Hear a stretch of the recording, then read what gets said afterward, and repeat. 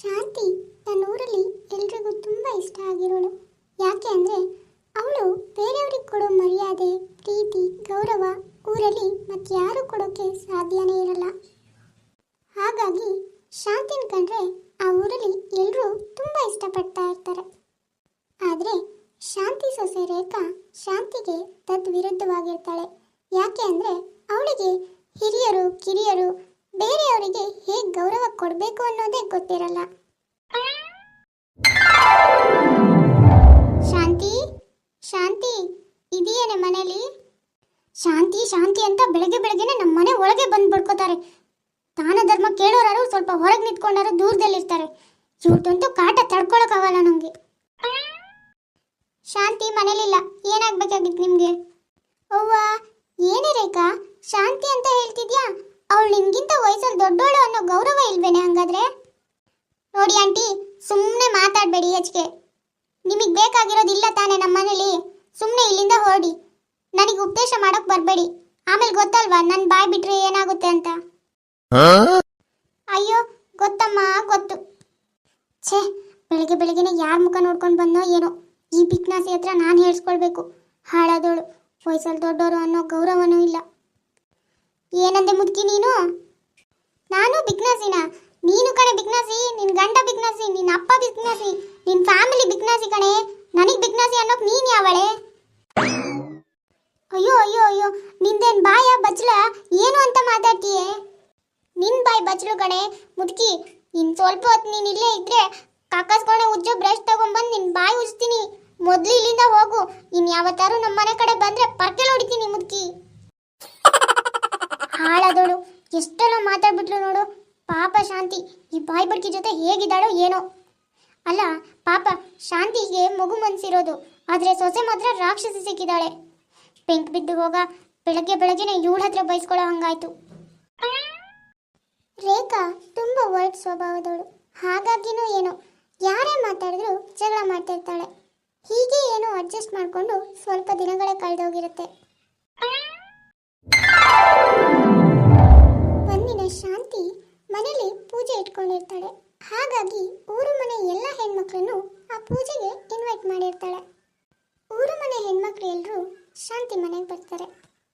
ಅಮ್ಮ ರೇಖಾ, ಊರವರೆಲ್ಲ ಬಂದಿದ್ದಾರೆ ಕಣೆ, ಎಲ್ರಿಗೂ ಕುಡಿಯೋಕೆ ಏನಾದರೂ ತಗೊಂಬಾ. ನಮ್ಮನೆ ಮುದುಕಿ ಕೆಲಸ ಇಲ್ಲ, ಪೂಜೆ ಪುನಸ್ಕಾರ ಅಂತೆಲ್ಲ ಮಾಡಿ ಈ ಊರಿಗೆಲ್ಲ ಊಟ ಹಾಕ್ಸುತ್ತೆ. ಅದು ಅಲ್ಲದೆ ಇವ್ರಿಗೆಲ್ಲರಿಗೂ ನಾನು ಸೇವೆ ಮಾಡಬೇಕು. ರೇಖಾ, ಕಾಫಿನಲ್ಲಿ ಸಕ್ಕರೆ ಕಡಿಮೆ ಆಗಿದೆ ಕಣೆ, ಸ್ವಲ್ಪ ಸಕ್ಕರೆ ತಗೊಂಬಾರೆ. ನನಗೆ ಚಪ್ಪೆ ಕುಡಿಯೋದಂದ್ರೆ ಆಗಲ್ಲ. ಸಕ್ಕರೆ ನಮ್ಮನೇಲಿ ಖಾಲಿ ಆಗಿದೆ ಆಂಟಿ. ಅವತ್ತು ನಾವು ನಿಮ್ಮನೆಗೆ ಬಂದಾಗಲೂ ನೀವು ಹೀಗೆ ಚಪ್ಪೆ ಕಾಫಿನೇ ಮಾಡಿಕೊಟ್ಟಿದ್ರಿ. ಬೇಕಾದ್ರೆ ಕುಡೀರಿ, ಇಲ್ಲ ಅಂದ್ರೆ ಹಾಗೆ ಸುಮ್ಮನೆ ಎದ್ದೋಗಿ ಆಂಟಿ. ನೋಡಿ ಶಾಂತಿ, ನಿನ್ ಸೊಸೆ ಎಷ್ಟು ದಿಮಾಕಲ್ಲಿ ಮಾತಾಡ್ತಾಳೆ ಅಂತ. ದೊಡ್ಡೋರು ಚಿಕ್ಕೋರು ಅನ್ನೋದು ಸ್ವಲ್ಪನಾದ್ರೂ ಇದೆಯೇನೆ ಇವಳಿಗೆ? ಅದು ಏನು ಅಂತ ಸೊಸೆ ಮಾಡ್ಕೊಂಡಿಯೇ ಇವಳನ್ನ? ನಮ್ಮ ಸೊಸೆಯರೆಲ್ಲ ಹೀಗೆಲ್ಲ ಇಲ್ಲಪ್ಪ. ನೀನು ನಿನ್ನ ಸೊಸೆನ ಸ್ವಲ್ಪ ಕಂಟ್ರೋಲಲ್ಲಿ ಇಟ್ಕೋ. ಅಯ್ಯೋ ನನಗೆ ಗೊತ್ತಿಲ್ವಾ ನಿಮ್ಮ ಸೊಸೆ ಎಷ್ಟು ಮರ್ಯಾದೆ ಕೊಡ್ತಾಳೆ ದಿನಾನು ನಿಮಗೆ ಅಂತ? ಅದೇ ದಿನ ಬೆಳಗ್ಗೆ ಎದ್ದು ಇಡೀ ಮನೆ ಕೆಲಸ ಎಲ್ಲ ಮಾಡಿಸ್ತಾ ಇರ್ತಾಳೆ ನೋಡಿ, ಅಷ್ಟೊಂದು ಮರ್ಯಾದೆ ಕೊಡ್ತಾಳೆ ಅಂತ ನಾನು ಅವತ್ತು ನೋಡಿದೆ ನನ್ನ ಕಣ್ಣಲ್ಲೇ. ಅಯ್ಯೋ ರಾಮ, ರೇಖಾ ಯಾಕೆ ಹೀಗೆಲ್ಲ ಮಾತಾಡ್ತಿದ್ಯಾ? ಮನೆಗೆ ಬಂದಿರೋ ಗೆಸ್ಟ್ಗೆ ಹೀಗೆಲ್ಲ ಮಾತಾಡ್ತಾರೇನೆ? ಹೌದು ಕಣೆ ರೇಖಾ, ನಾವೇ ಕರ್ಸ್ಬಿಟ್ಟು ನಾವೇ ಅವಮಾನ ಮಾಡೋದು ಸರಿನೇನೆ? ಸಾಕು ಸುಮ್ಮನೆ ಇರು ಶಾಂತಿ. ಮನೆ ಕರ್ಸಿ ನಿನ್ನ ಸೊಸೆ ಹತ್ರ ಅವಮಾನ ಮಾಡಿಸ್ತಾ ಇದೆಯಾ? ಇವಾಗ ಏನು ಗೊತ್ತೇ ಇಲ್ಲ ಅನ್ನೋ ಥರ ನಾಟಕ ಮಾಡಬೇಡ. ಲೇ ಸಾಕು, ಇವ್ರ ಮನೆ ಪೂಜೆಗೆ ಬಂದು ಇವ್ರ ಹತ್ರ ಅವಮಾನ ಮಾಡಿಸ್ಕೊಂಡಿದ್ದು. ಬಂದ್ರೆ ಹೋಗೋಣ. ಅಯ್ಯೋ ಬಾಗಿನ ತಗೊಳ್ದೆ ಹೋಗ್ಬೇಡ್ರೆ, ಅವಳಿಗೇನೋ ಬುದ್ಧಿ ಇಲ್ಲದೆ ಈಗೆಲ್ಲ ಮಾತಾಡ್ತಿದ್ದಾಳೆ. ನೀವೆಲ್ಲ ಬೇಜಾರು ಮಾಡ್ಕೊಂಡು ಹೋಗ್ಬೇಡ್ರೆ. ಹೋದ್ರೆ ಹೋಗ್ಲಿ ಬಿಡಿಯತ್ತೆ, ಇವ್ರಿಗೆಲ್ಲ ಮಾಡ್ಸಿರೋ ಊಟನಾದ್ರೂ ಉಳಿಯುತ್ತೆ ನಮಗೆ. ಹೆಂಗಸರಿಗೆ ದಿಮಾಕು, ಬಂದು ಉಂಡು ಹೋಗೋದು ಬಿಟ್ಟು ತಿಕ್ಕ ಎಲ್ಲ ಮಾತಾಡ್ತಾರೆ. ಸಾಕು ಬಾಯಿ ಮುಚ್ಚೆ. ಮನೆಗೆ ಬಂದವ್ರ ಹತ್ರ ಹೇಗೆ ಮಾತಾಡ್ಬೇಕು ಅಂತ ಗೊತ್ತಾಗಲ್ವೇನೆ ನಿನ್ಗೆ? ಮೂರ್ಖತ್ತೆ ವಯಸ್ಸಾಗಿದೆ. ಪಾಪ ನಿನ್ ಮಾತಿಂದ ಎಲ್ಲರೂ ಬೇಜಾರು ಮಾಡ್ಕೊಂಡು ಹೋದ್ರು. ನೋಡಿಯತ್ತೆ, ನೀವು ನನಗೆ ಹೇಳಕ್ ಬರ್ಬೇಡಿ. ಇವಾಗ ಅವ್ರಿಗೆ ಬೈದ್ ಕಳ್ಸಿದೀನಿ, ಆಮೇಲೆ ಸಿಟ್ಟು ಬಂದ್ರೆ ನಿಮ್ಗೂ ಸೇರಿಸಿ ಬೈತೀನಿ ಈಗ. ಅಯ್ಯೋ ಭಗವಂತ, ಏನು ಅಂತ ಸೊಸೆ ಕೊಟ್ಟಿಯೋ ನನಗೆ. ಇವಳಿಗೂ ದೊಡ್ಡೋರು ಚಿಕ್ಕೋರು ಅನ್ನೋ ಗೌರವನೇ ಇಲ್ಲ. ಇವಳಿಂದ ಇನ್ನು ನಾನು ಏನೇನು ಹೇಳ್ಸ್ಕೋಬೇಕೋ ಎಲ್ಲರ ಹತ್ರ. ಅದೇ ಜಾಸ್ತಿ ನಾನು ಮಾತಾಡಿದ್ರೆ ಮತ್ ನನಗೂ ಸೇರಿಸಿ ಬೈತಾಳೆ. ಅಯ್ಯೋ ದೇವ್ರೇ. ರೇಖನ್ ಜಗಳದಿಂದ ಪಾಪ ಪೂಜೆಗೆ ಅಂತ ಬಂದವರು ಬಾಗಿನನ್ನು ತಗೊಳ್ದೆ ಹಾಗೆ ವಾಪಸ್ ಹೋಗ್ತಾರೆ. ತನ್ನ ಸೊಸೆ ಬಾಯಿಂದ ಊರು ಮನೆ ಹೆಂಗಸರು ಯಾರು ಶಾಂತಿ ಮನೆಗೆ ಬರ್ತಾನೆ ಇರಲ್ಲ. ಬಂದ್ರೆ ಸುಮ್ಮನೆ ಅವಳ ಹತ್ರ ಬಯಸ್ಕೋಬೇಕು ಅನ್ನೋ ಕಾರಣಕ್ಕೆ ಯಾರು ಅವ್ರ ಮನೆಗೆ ಬರ್ತಾ ಇರಲ್ಲ. ಒಂದಿನ ಅತ್ತೆ ಸೊಸೆ ಇಬ್ರು ಹೊರಗಡೆ ಹೋಗಿರ್ತಾರೆ. ಬರುವಾಗ ಆಟೋದಲ್ಲಿ ಬರ್ತಾರೆ. ಅಕ್ಕ, ಆಟೋ ಬಾಡಿಗೆ 100 ರೂಪಾಯಿ ಆಗಿದೆ, ಕೊಟ್ರೆ ನಾನು ಹೊರಡ್ತೀನಿ. ಏನು 100 ರೂಪಾಯಿ ಆಯ್ತಾ? ಅದೆಲ್ಲ ಆಗಲ್ಲ, 50 ರೂಪಾಯಿ ಕೊಡ್ತೀನಿ ತಗೋ. ಹಾಗೆಲ್ಲ ಮಾಡೋಕ್ಕಾಗಲ್ಲ ಅಕ್ಕ, ಅಷ್ಟೊಂದು ದೂರದಿಂದ ಕರ್ಕೊಂಡ್ಬಂದಿದ್ದೀನಿ. ಅದು ಊರು ಮನೆಯವರು ಅಂತ ಕಡಿಮೆನೇ ಹೇಳಿದ್ದೀನಿ. ನೀನು ನೋಡಿದ್ರೆ ಇನ್ನೂ ಕಡಿಮೆ ಕೇಳ್ತಿದ್ಯಾ? ಆಹಾ ಬಂದ್ಬಿಟ್ಟ ಊರು ಮನೆಯವರು ಅಂತ ವಹಿಸ್ಕೊಂಡು. ನಾವು ನಮ್ಮ ಕೇರಿ ಹುಡ್ಗ ನೋಡಿ ಮಾಡಿ ಆಟೋ ಚಾರ್ಜ್ ಹಾಕ್ತಾನೆ ಅಂತಾನೆ ನಿನ್ನ ಆಟೋ ಹೊತ್ತಿದ್ದು. ನಮ್ಗೇನು ಗೊತ್ತಿತ್ತು ನೀನು ಹಿಂಗೆ ದುಡ್ಡಿನ ಬಕಾಸುರ ಅಂತ.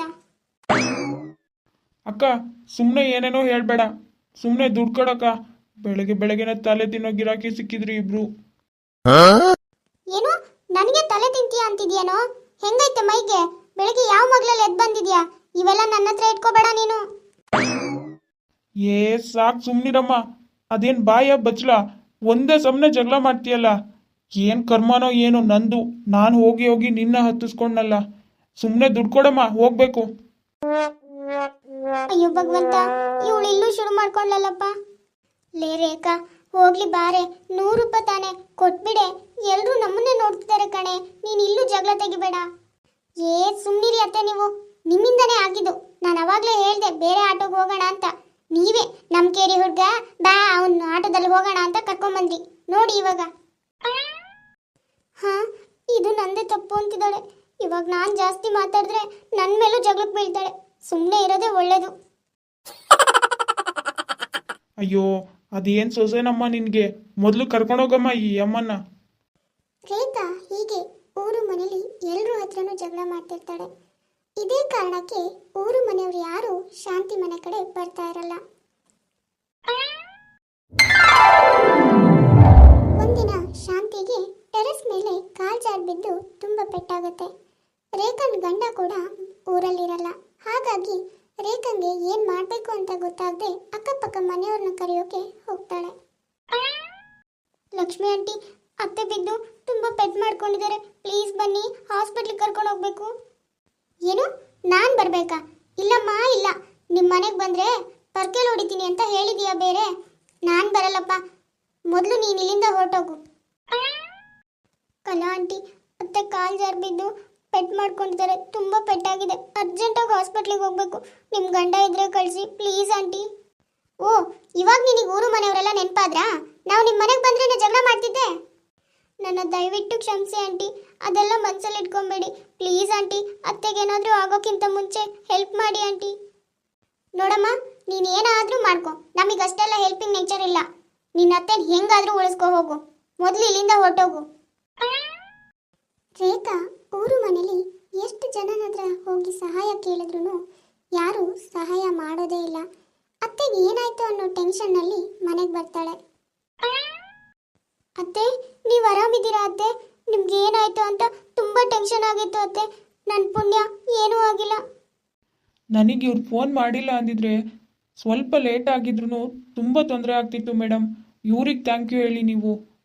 ಏನೂ ಇಲ್ಲ, ಬಿದ್ದಿದ್ದು ಪೆಟ್ಟಾಗಿತ್ತಲ್ಲ, ಅನ್ಕಾನ್ಷಿಯಸ್ ಆಗಿದ್ರು. ಇವಾಗ ನಾನು ಟ್ರೀಟ್ಮೆಂಟ್ ನೀಟಾಗಿ ಕೊಟ್ಟಿದ್ದೀನಿ, ಇನ್ನೇನು ಪ್ರಾಬ್ಲಮ್ ಇಲ್ಲ ಆಯಿತಾ? ಆಂಟಿ, ನಿಮ್ಮಿಂದ ನಂಗೆ ತುಂಬ ಉಪಕಾರ ಆಯಿತು, ಥ್ಯಾಂಕ್ ಯು. ನನ್ನಿಂದ ನಿಮಗೆ ತುಂಬ ನೋವಾಗಿದೆ, ನನ್ನ ಕ್ಷಮಿಸ್ಬಿಡಿ ಆಂಟಿ. ನೋಡಮ್ಮ ರೇಖಾ, ನಾವೆಲ್ಲ ಊರು ಮನೆಯವರು, ಕಷ್ಟ ಸುಖಕ್ಕೆ ಆಗಬೇಕು. ನಿನ್ನತ್ತೆ ನಮಗೆಲ್ಲ ತುಂಬ ಉಪಕಾರ ಮಾಡಿದ್ದಾಳೆ. ಅವಳು ತುಂಬ ಒಳ್ಳೆ ಗುಣ ಇರೋಳು, ಅದಕ್ಕೆ ಇಡೀ ಊರಿನಲ್ಲಿ ಎಲ್ರಿಗೂ ಅವಳು ಇಷ್ಟ. ಅವಳಿಗೇನೋ ತೊಂದರೆ ಆದಾಗ ನಾವು ಸಹಾಯ ಮಾಡದೇ ಇರೋಕ್ಕಾಗತ್ತಾ ಹೇಳು?